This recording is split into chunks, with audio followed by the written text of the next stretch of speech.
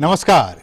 आपके कोरोना से जुड़े तमाम सवालों के इस विशेष कार्यक्रम जिसका नाम है डॉक्टर स्पीक, इस कार्यक्रम में आप सभी का एक बार फिर से स्वागत है। आज आपके साथ मैं हूं असीम मिश्रा और मेरे साथ है मेरे सहयोगी गौतम रॉय। गौतम नमस्कार। शुक्रिया असीम, नमस्कार, क्या हाल है?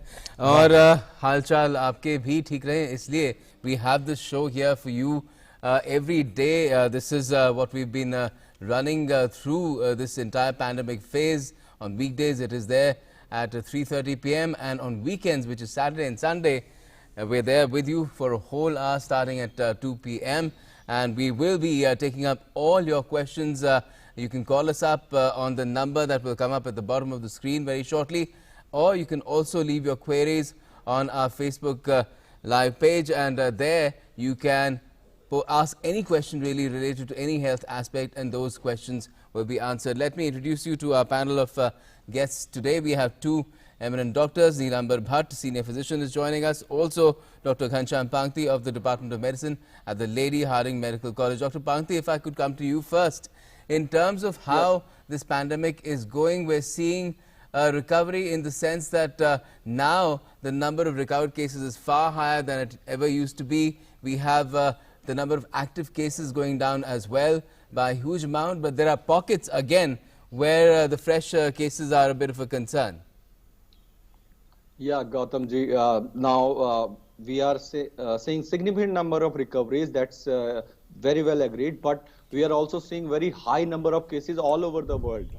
We are seeing peak number of cases in Europe. Almost every country in Europe is having 25 to 50,000 of cases per day.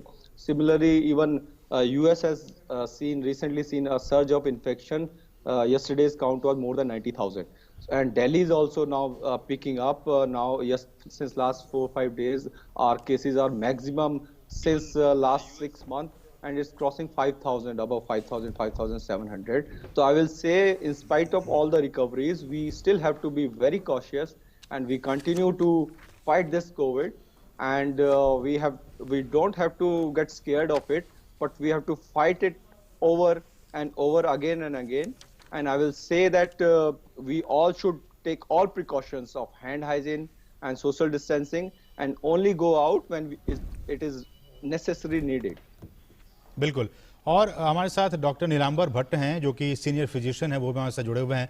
Nilambar जी, मेरा सवाल आपसे ये होगा कि जिस तरह से कल एक बहुत अच्छी खबर आई कि एक्टिव केसेस जो हैं, जो कि हमारे साथ अभी नीलांबर भट्ट थोड़ी देर में जुड़ेंगे, लेकिन हमारे साथ डॉक्टर घनश्याम पंक्ति लगातार जुड़े हुए हैं। सर, जो सवाल गौतम ने पूछा उसको मैं थोड़ा सा और आगे बढ़ाते हुए कि ये जो एक्टिव केसेस हमने देखा कि कल पहली बार जो 6 लाख का जो मार्क था उससे हम नीचे अब गए हैं। एक्टिव केसेस हालांकि एक आध स्टेट्स में बढ़े हैं, लेकिन ओवरऑल अगर देखा जाए तो 6 लाख का जो एक आंकड़ा था उससे हम अब नीचे चले जाते रहे हैं। कुछ लोगों ने ये भी कहा था, आप डॉक्टर्स ने भी कहा था कि सर्दियों का मौसम चूंकि आ गया है, आने वाला है, और फेस्टिव सीजन्स आने वाले हैं, इसमें कुछ स्पाइक्स हो सकते हैं, कुछ मामले बढ़ सकते हैं, लेकिन हम देख रहे हैं कि हालांकि कुछ कमी आई है। इसको आप कैसे देखते हैं? ये बड़े डिफरेंट आंकड़े आ रहे हैं पूरे वर्ल्ड से और इंडिया से भी। हम देख रहे हैं कि हमारे केसेस के 50,000 तक चले गए थे पिछले 1 महीने से, अब बहुत ही इम्प्रूविंग ट्रेंड में है। अब 50-45 हजार तक आ गए हैं और कंसिस्टेंट हैं। बट हम ये भी देख रहे हैं कि कुछ स्टेट जैसे कि दिल्ली हैं, उनमें केसेस नीचे होने के बाद फिर ऊपर जा रहे हैं। तो इनको बहुत ही क्लियर कट इंडिकेशन बताना बड़ा मुश्किल है कि हम केसेस अभी नीचे जा रहे हैं या ऊपर जा रहे हैं। मेरा अनुमान यह है कि हमारा जो देश है बहुत बड़ा है। हमारे पास पूरे स्टेट और यूनियन टेरिटरीज मिलाएंगे तो 36 के अराउंड हमारे पास एरियाज हो जाते हैं।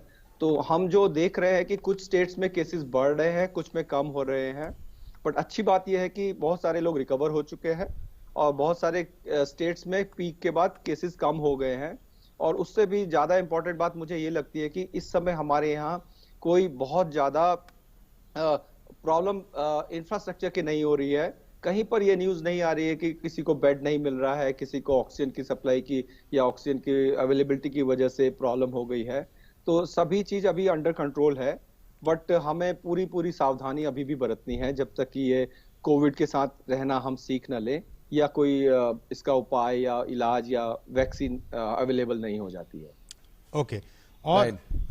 घनश्याम, डॉक्टर घनश्याम, हम आपसे ये भी जानना चाहेंगे कि जिस तरह से लगातार पूरे विश्व में, भारत में भी इसके वैक्सीन को लेकर, चूंकि ये अभी पूरे देश की निगाहें, पूरे विश्व की निगाहें इस बात पे टिकी हुई हैं कि कब इसकी वैक्सीन आए और कब इस बीमारी से सभी को छुटकारा मिले, सबकी, चाहे वो गरीब हो अमीर हो, सबकी निगाहें इस पर टिकी हुई हैं। अगर आप हमारे दर्शकों को ये बता सकें कि वैश्विक स्तर पर भी और भारत के स्तर पर भी जो वैक्सीन की जो ट्रायल्स हैं वो किस स्टेज में हैं, कब तक भारत में उपलब्ध हो पाएंगी?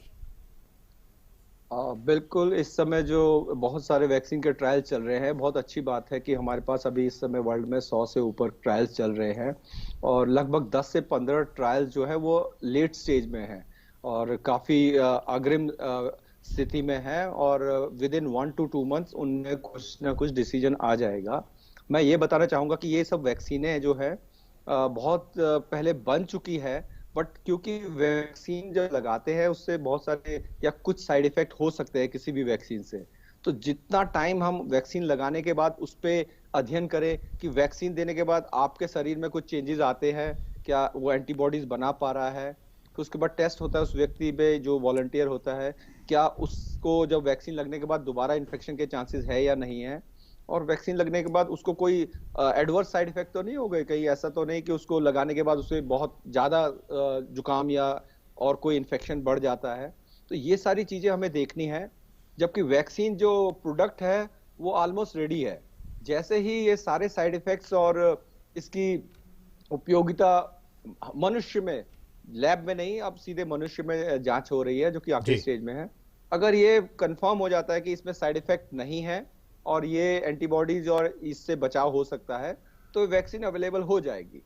जबकि अब अगली स्टेज भी की भी तैयारी की रही है, क्योंकि ये पेंडेमिक है, सारा वर्ल्ड इससे अफेक्टेड है, कि इस वैक्सीन को डिस्ट्रीब्यूट कैसे करेंगे, क्योंकि इतनी बड़ी जनसंख्या है हमारे यहाँ, लगभग 1.5 करोड़ 130-38 करोड़ लोगों की जनसंख्या है, पूरे वर्ल्ड में लगभग 8 करोड़ से ऊपर जनसंख्या है, तो वैक्सीन डिस्ट्रीब्यूट करना बड़ा ही एक और बहुत बड़ा चुनौती होगी।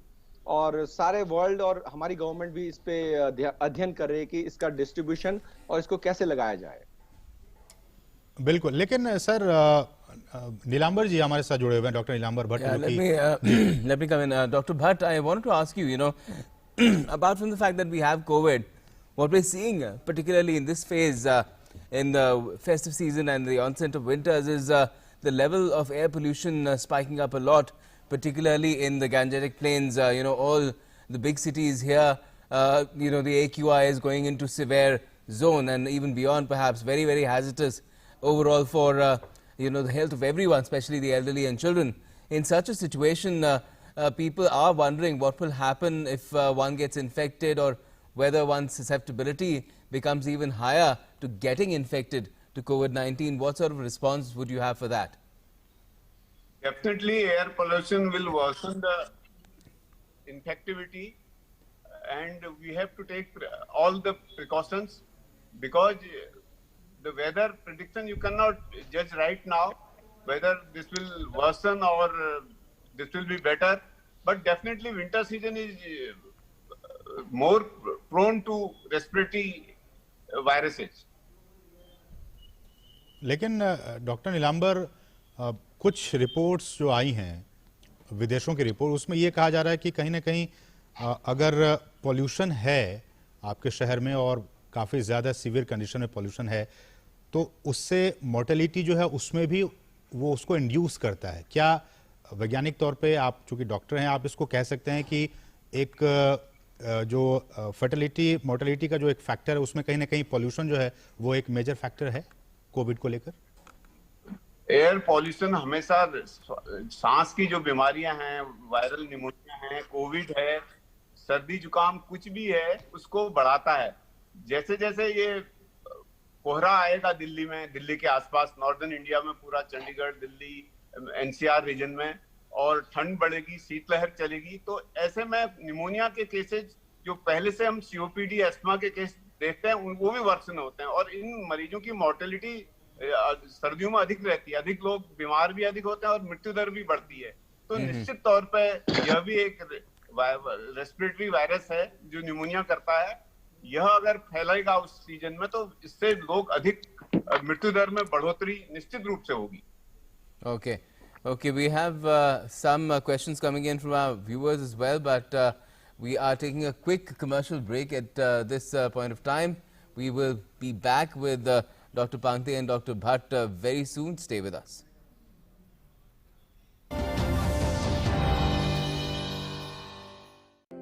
भारत पोलियो मुक्त है पर दुनिया नहीं। ये वायरस दोबारा देश के अंदर प्रवेश कर सकता है, इसलिए जन्म से लेकर के 5 साल तक हर बार अपने बच्चे को पोलियो की खुराक दिलवाइए। राष्ट्रीय पोलियो चक्र 1 नवंबर 2020।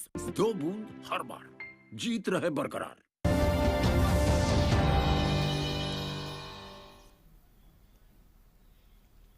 Welcome back. You're watching Dr. Speak, and we have 2 experts with us, and we will straight away get into the questions that our viewers are posing.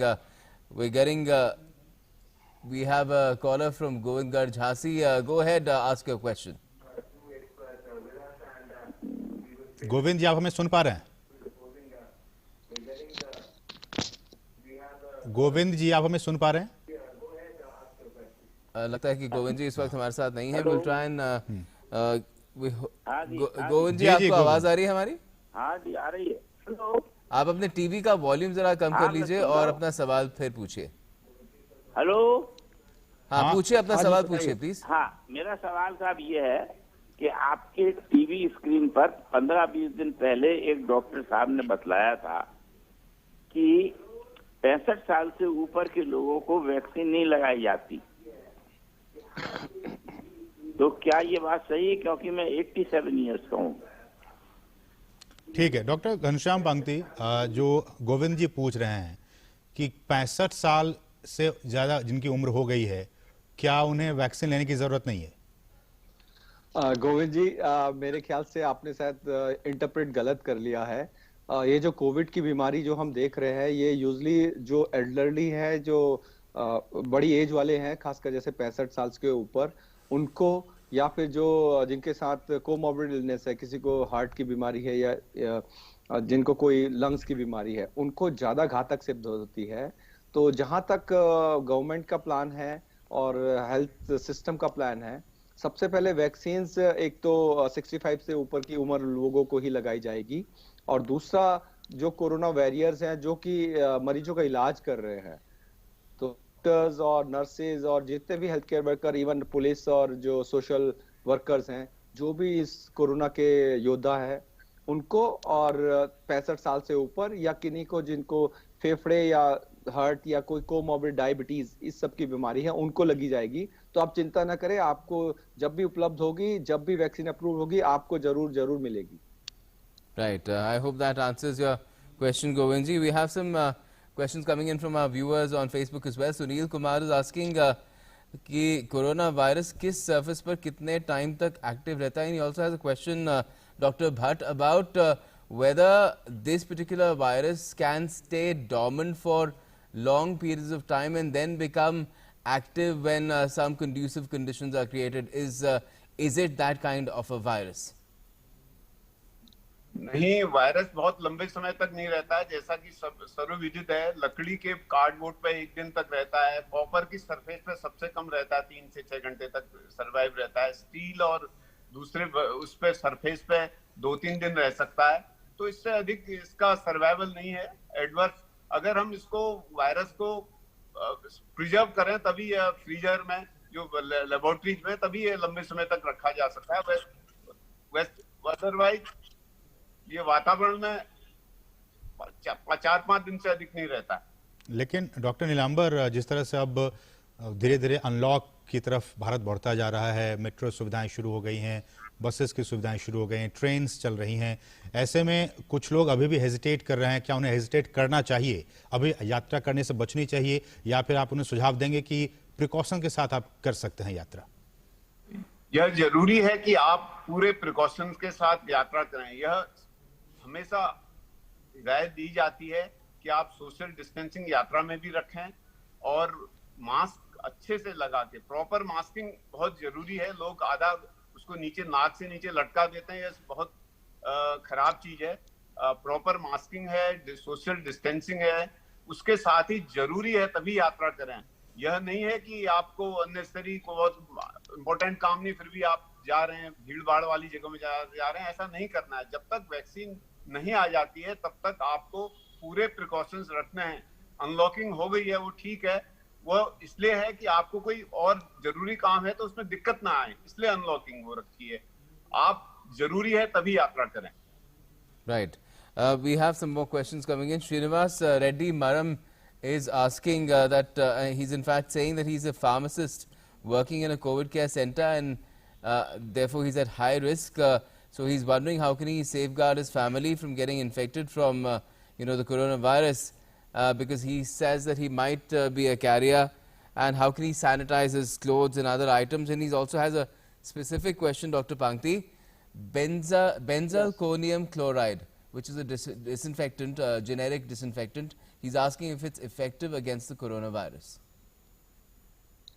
Okay, this gentleman is working in pharmacy, so he must be knowing a lot of medicines and all, and he must be aware about the precaution which we have to take. So even we as a doctor, he as a pharmacist should take the same precaution which we are advising in general public.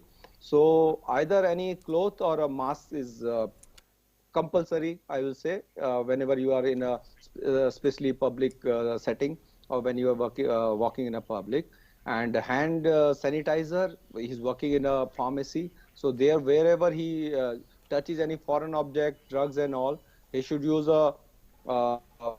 any sanitizer. But at present we ask them to use 70 to 80% of alcohol. So that will be the must, but other chemical also, it's not very sturdy virus. So any other like Lysol and all is used for surface cleaning. Those all are seen to be effective. But for using in hands and all, I will say don't use any other chemical other than 70 to 80% alcohol, and wash your hand before eating, and don't touch your face and other parts whenever you are in a public place, or whenever, as much as possible, should not touch any face or your especially mouth area. And whenever you come back home, it's best to go to the washroom and change all the clothes, wash your clothes, and after a good bath with soap, then only you come to your home environment and totally take a new pair of clothes. So I will say washing hands and changing clothes whenever you enter your house, that will be the one of the good which we all are following. Okay तो जैसा कि doctor बता रहे हैं, दर्शक आप बहुत गंभीरता से इनकी बातों को सुने, समझें, और जैसा कि कह रहे हैं कि 2 गज की दूरी, हाथों को धोते रहें, ये सब बहुत ज़रूरी है अभी कोरोना से बचाव के लिए। हमारे साथ एक दूसरे दर्शक भी जुड़ गए हैं। हमारे साथ शशि हैं जो कि पुणे से इस वक्त मौजूद हैं। शशि जी नमस्कार, और क्या कुछ है आपका सवाल, पूछिए। Hi sir, yeah. So my question was that means up to how much time the virus can be active in the body after getting infected. And second thing, I wanted to ask that what is the total recovery time, because I was infected with COVID and I came home, but still I am not feeling that energetic level of me, like still I'm feeling lethargic and all that. How many days has it been in your case? It's like I was there in the hospital for around 9 days there, and I came back for like it's been after coming from hospital for around 21 days. But yeah, I'm feeling okay, but the lethargicity is still there in my body, in my legs and all that. You're just feeling lethargic, that's all, right? Yeah, lethargic in my legs and all that. Nothing else, no breathing difficulty or anything? No, nothing. Okay, nothing much. okay. Yeah, but yeah. Dr. Bhatt, would you like to answer his question? Okay, post-COVID illness is there, maximum up to 3 months. Once you get infected, there is a chance you may develop or you may not develop the symptoms. Symptoms usually appear within a week to 10 days. That is a incubation period. Once you get the symptoms, then illness progresses. Initially, it takes 3, 4, 5 days for a fever. Then after, you may develop pneumonia or other cytochemical storms. Usually after 10 days, patient becomes non-infective. If you test it again, then PCR reports will come now negative. Even then, you have to take precautions for next 7 days. So the government of India has issued 17 days, 10 days plus 7 days home isolation, or hospital isolation. After that, you can go to your work. But we have noticed that many patients are coming back with the vague symptoms like weakness, myalgia, unable to stand for longer time. These all are post-COVID symptoms. You may gradually be normal after few weeks. Right, right. We have more questions coming in on Facebook. We have a set of questions really from Abhinav Gaurav and Dr. Pangti. This question is that he's saying that the cases may be dropping now in our country, but could it be because many people are already exposed to the virus and therefore immune? He's also asking that maybe cases are not getting detected because of tests, but is it possible that people are still active carriers despite a negative COVID test? Because he's saying, I don't know to what extent is this true. He's saying the similar trend was seen in Europe and now it's in a second phase. Yes, Gautam ji, I will say he's very well interpreted the results, and it's all speculation. So we are seeing less number of deaths in our country. We have more of a recovery rate, but we don't know how many of the public has got infected during this all last 8 to 9 months. So there may be multi factors. So we are totally agreeing with him. One of the factors may be like we are not testing so much because it's a vast country. 40 to 60% of the population of our country is living in villages, and we know that we have some problem with our infrastructure, and we are using rapid antigen kit instead of PCR tests in our periphery. So that has slightly less sensitivity. So that may be the another reason. Third reason may be like stigmatization. You said people are afraid that if they come positive in spite of being a minimal symptomatic or a asymptomatic person, they will have to quarantine for 17 days. They will get a sticker at home by a municipality, and people will blame them that they are COVID, and those restrictions will be there. So all those factors are there, and this is also important that there may be some herd immunity, because this 60 to 70% of the patient are maybe asymptomatic. So we don't know. And another factor which is causing problem in this is we are seeing that those antibodies, whenever you get an infection or asymptomatic infection, those antibodies also disappear after 4 months or 6 months. So if we test after that, you won't get those antibody tests also. So there are so many factors are there, and everyone is just assuming that this may be the major factor. We're also saying we have less mortality because we are a tropical countries. More weather was very extreme, hot here compared to a chilly weather in Europe and US. That's why they have more mortality. So now we are going to the winter session. So in winters, maybe those fatal condition may appear. That is another issue which we will see next 2-3 months. Pollution, that you have already told us that pollution is maybe another problem. Because of pollution, there may be health issues. Patient will have more respiratory symptoms. It will mask the symptoms of COVID versus a pollution-related asthmatic or chronic obstructive airway exacerbation. So all these factors will play a major role during the next 2-3 months when we have winter coming in our country, and we will have to be very much ready to deal with all this and keep the tempo which we are already going on. Recovery rate is very high in our country compared to other countries. Mortality is less, and I hope we continue our summer weather's precaution and summer weather's this treatment module to our winter session also. बिल्कुल। और doctor पंक्ति, ये कहना ज़्यादा उचित होगा कि अब हिंदुस्तान में, भारत में जो टेस्टिंग्स हैं, तमाम राज्य सरकारें लगातार उसमें एक्टिव हैं, बहुत सारे टेस्ट हो रहे हैं, और इसलिए जो केसेस हैं वो हमें पता चल पा रहे हैं कि इस राज्य में इतने सारे के। ये कहना उचित नहीं होगा कि टेस्ट नहीं हो रहे। लेकिन डॉक्टर पंक्ति, कुछ सवाल ये भी आ रहे हैं कि अगर किसी व्यक्ति को वो कोरोना पॉजिटिव था, फिर वो ठीक हो गया, क्या उन्हें दोबारा चांसेस हैं कि वो फिर से रीइन्फेक्ट हो सके? सर जी, पहले मैं आपका पहला वाला क्वेश्चन लेना चाहूंगा कि आप बिल्कुल ठीक कह रहे हैं कि हमारे यहाँ बहुत सारे टेस्ट हो रहे हैं। अगर दिल्ली में देखें 40 से 50 हजार टेस्ट पर डे हो रहे हैं। पूरे कंट्री में हम लोग लगभग 15 लाख टेस्ट पर डे कर रहे हैं, जो कि एक तरह से बहुत बड़ी उपलब्धि है।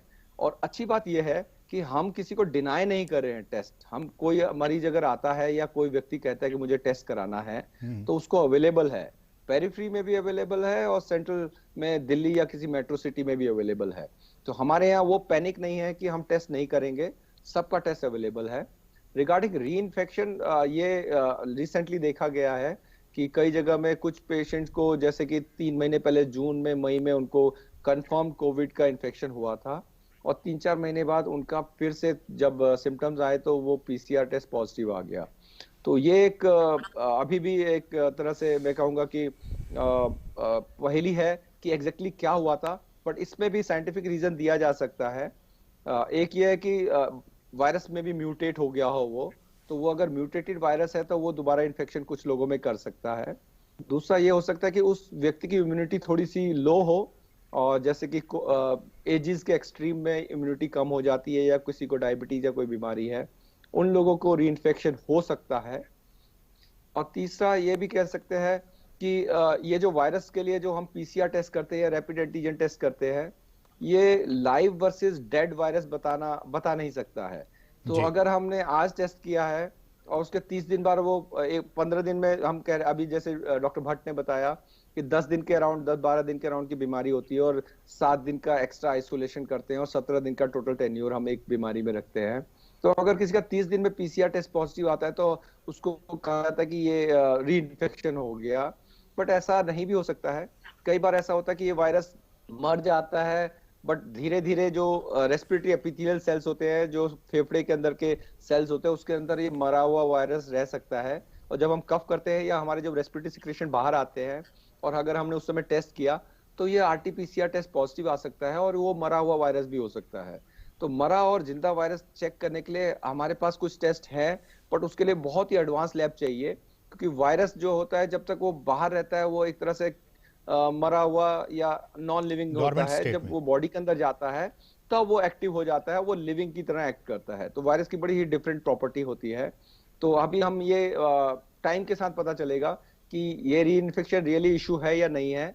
बट इस समय मैं कहूंगा हमारे पास डॉक्यूमेंटेड लगभग 4-4.5 करोड़ के इन्फेक्शन अभी तक वर्ल्ड में हो चुके हैं, जबकि री इन्फेक्शन के केसेस मैं कहूंगा अभी 100 या 150 से ज्यादा नहीं डॉक्यूमेंट हुए हैं। So it's not a major issue at present. Okay. We have a related, somewhat related question from Manjeet Baba on Facebook again. He's asking, do people who have been asymptomatic develop antibodies against COVID-19? Dr. Bhatt, what would you like to say? Because again, his question related to antibodies is related to whether they develop some sort of an immunity towards a disease and then there is a lesser chance of getting reinfected or a relapse. बिल्कुल ठीक है, आप asymptomatic रहते हुए भी antibody develop कर सकते हैं। ये आपके शरीर की प्रतिरोधक क्षमता है कि आपको बीमारी, इन्फेक्शन तो हुआ, बॉडी का इम्यून सिस्टम एक्टिव हुआ, उसने एंटीबॉडी बनाई, लेकिन आपको लक्षण नहीं हुए, बुखार नहीं हुआ और सिम्टम्स, सांस नहीं फूली, ऑक्सीजन ड्रॉप नहीं हुआ। ऐसा होता है। बहुत सारी जो अभी सीरो सर्विलेंस किया गया है उसमें देखा गया है कि एसिम्प्टोमेटिक लोगों को एंटीबॉडी मिली है। तो एंटीबॉडी मिलने का मतलब है कि आप उस वायरस के प्रति प्रतिरोधक क्षमता अपने शरीर में डेवलप कर चुके हैं। तो आपको फिर भी प्रिकॉशंस तो रखना चाहिए और आप लगभग प्रोटेक्टेड हैं। अब जब वैक्सीन आएगी तो उस वक्त आप वैक्सीन लगवा सकते हैं। ठीक है, हमारे साथ एक दर्शक भी इस वक्त जुड़ गए हैं अपने सवाल के साथ। हमारे साथ फैजान हैं जो कि उत्तर प्रदेश के बाराबंकी से इस वक्त मौजूद हैं।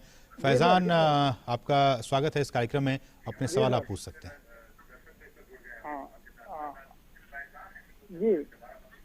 जी पूछिए अपना सवाल। हेलो सर, बताइए फैजान। सर मैं ये जानना चाहता हूँ जो वायरल डिजीज होती है, हेलो सर, जब वायरल डिजीज होती है सर, तो वायरल डिजीज में खट्टी चीजों से परहेज बताते हैं, उसमें सर खट्टी चीजों से परहेज बताते हैं सर। तो ये मैं जानता था जो नींबू होता है, नींबू तो सर नींबू होता है उसमें विटामिन सी, वो भी खट्टा होता है। तो बिल्कुल बिल्कुल नींबू खाएं ना खाएं ये पूछ रहे हैं आप? खट्टा होता है। मेरे ख्याल से फैजान पूछ रहे हैं कि क्या नींबू विटामिन सी लेते रहने से जो इम्यून सिस्टम वो स्ट्रांग होगा और हम कोरोना को डिफीट कर सकते हैं। नहीं, मेरे ख्याल से वो उल्टा कह रहे हैं कि नींबू नहीं खाना चाहिए, कह रहे हैं। नहीं, वो पूछ रहे कि क्या खट्टा खा सकते हैं, क्योंकि खट्टी हाँ। चीजों में विटामिन सी होता है तो वो तो सेहत के लिए अच्छा होता है, लेकिन कहते हैं कि जब खांसी बुखार वगैरह हो तो फिर खट्टा नहीं खाना चाहिए। तो यहाँ पर उनको लग रहा है कि कुछ कंफ्यूजन वाली सिचुएशन है। मैं इसको लेना चाहूंगा कि फैजान जी, जिस तरह से अगर आपको किसी ने कहा है, मेरे ख्याल से ठीक नहीं कहा है, आप खट्टा खा सकते हैं। हम एलोपैथिक मेडिसिन में किसी को जैसे कि सर्दी जुकाम हो तो हम नहीं कहते कि आप खट्टा न खाएं या नींबू न खाएं। जैसे कि अभी गौतम जी ने भी बताया कि जो नींबू होता है उसमें विटामिन सी ज्यादा होता है। ऐसी स्टडीज हैं मेडिकल लिटरेचर में कि जो विटामिन सी का रेगुलर सेवन करते हैं उनको सोर थ्रोट या गले में खांसी या खराश कम होती है। तो ये तो एक तरह से रहेगा कि आपको खट्टा थोड़ा ज्यादा लेना चाहिए या विटामिन सी लेना चाहिए। मे बी आपको थोड़ा सा कोई भी चेस्ट रेस्पिरेटरी इन्फेक्शन से वो प्रिवेंट करेगा, आपको बचाव करेगा। जी हाँ फैजान, और ठंडा मना करते हैं तो आप खट्टा, अगर आपको नींबू लेना है तो आप बिल्कुल ठंडा नींबू पानी बना के मत लीजिएगा। आप तो वैसे भी सर्दी आ गई है, गर्म पानी में ले सकते हैं, थोड़ा शहद डाल सकते हैं, बिल्कुल उसमें कोई दिक्कत नहीं है। आंवला तो काफी तरीके हैं उसके, बहुत सारी चीजें खाई जा सकती हैं। जो आजकल डिहाइड्रेटेड आंवला मिलता है अधिकतर जगहों पर मिलता है, बहुत अच्छा होता है, और उसका विटामिन सी का कंटेंट नींबू से भी कहीं ज्यादा होता है। लेकिन फैजान जी को आयुर्वेदिक आयुष की वेबसाइट के बारे में बता दीजिए तो बेटर रहेगा। बिल्कुल बिल्कुल, आप आयुष की जो वेबसाइट है उस पर भी जाके देख सकते हैं। वहाँ पे विभिन्न चीजें बताई गई हुई हैं, देसी तरीके हैं काफी सारे, जिससे कि आप अपनी जो शक्ति है तमाम जो डिजीजेस होती हैं उनको दूर रखने की, बीमारियों को दूर रखने की शक्ति अपने शरीर की, उसको आप उसमें इजाफा कर सकते हैं। और दूसरी बात गौतम की, अभी देखिए सर्दी का मौसम आने ही वाला है और डॉक्टर भट्ट, चूंकि हम इतने दिनों से ये बात कर रहे थे कि काढ़े का सेवन करना चाहिए, प्रयोग करना चाहिए, अब चूंकि मौसम भी आ रहा है उसके अनुकूल, क्या जो लोग एसिम्प्टोमेटिक हैं या फिर जो सिम्प्टोमेटिक भी हैं उन्हें काढ़े का इस्तेमाल करते रहना चाहिए?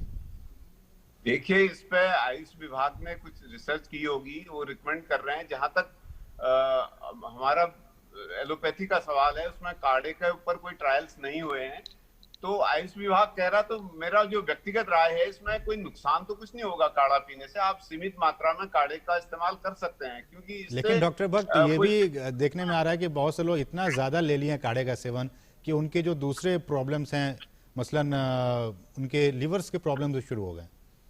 जी, पेट में अल्सर की प्रॉब्लम्स बढ़ी हैं, कुछ मुंह में छाले कुछ लोगों के आए हैं, कुछ लोग कॉन्स्टिपेशन की प्रॉब्लम लेके आए हैं। लेकिन सीमित मात्रा में एक बार दो बार आप लें, उससे कोई नुकसान नहीं होगा कम लेने से।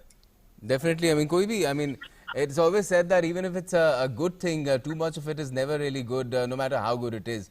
So one must bear that in mind as well. We have more questions coming in fact on Facebook. Let's turn to those.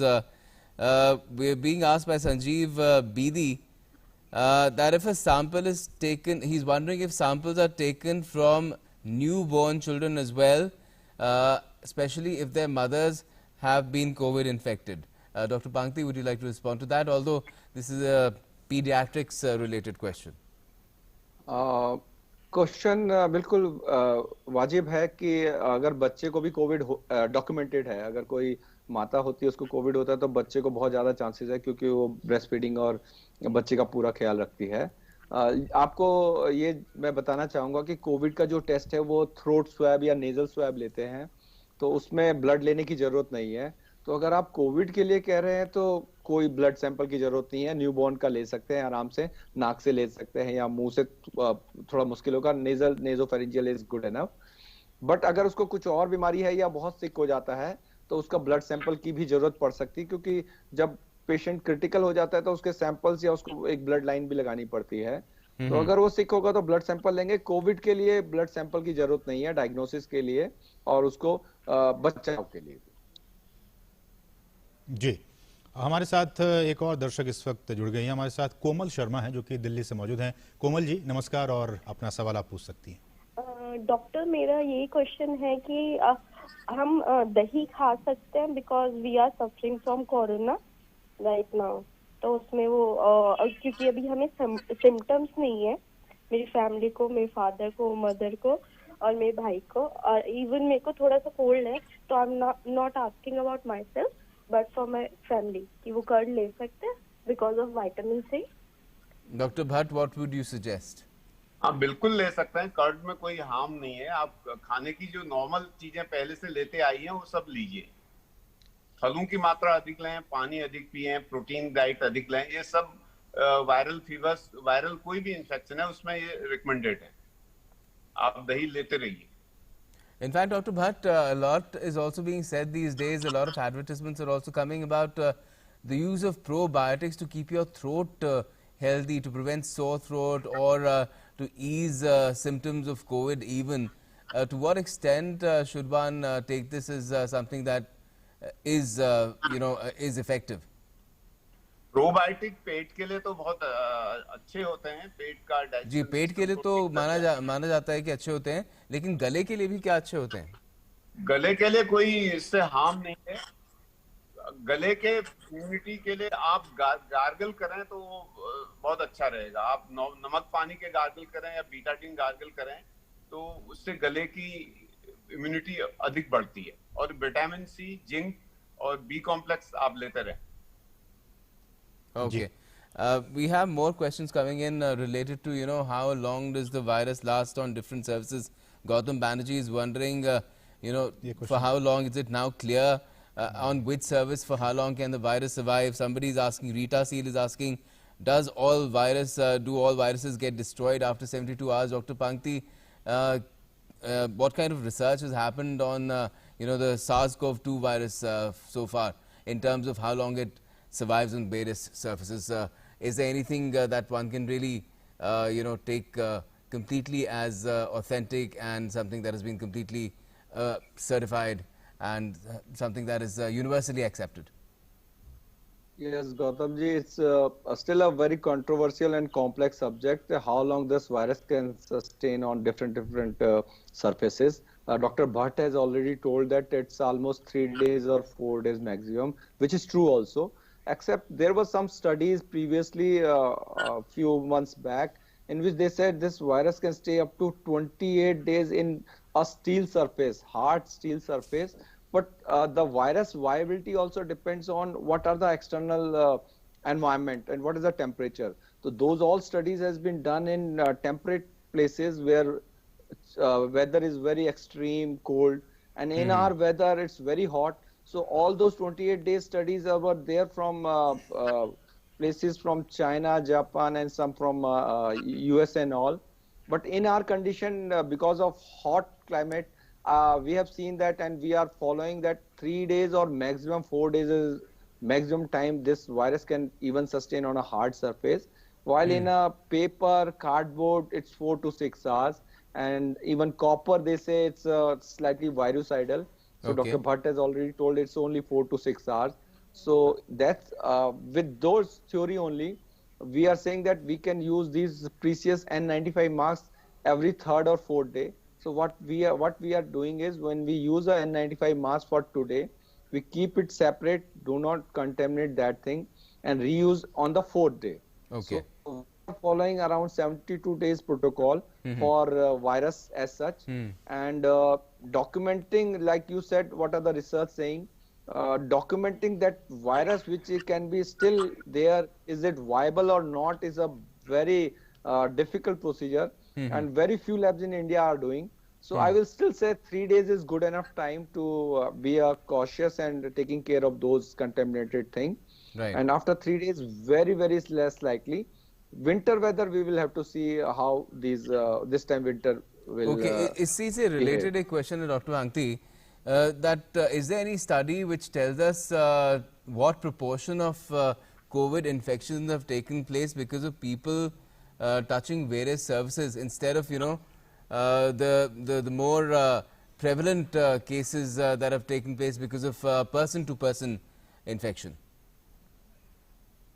I again say that they are very complex studies are there. Sometimes they say that it can be aerosolized, and today only there was news that those micro aerosolized doesn't cause much of infection.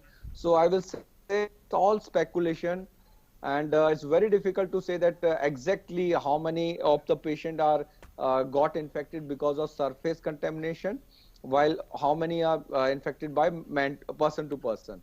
So, what we are seeing in hospital also, we are daily going there. So at present, when we do simple hand washing, social distancing of at least 2 meters, we are still following, and using a good mask properly.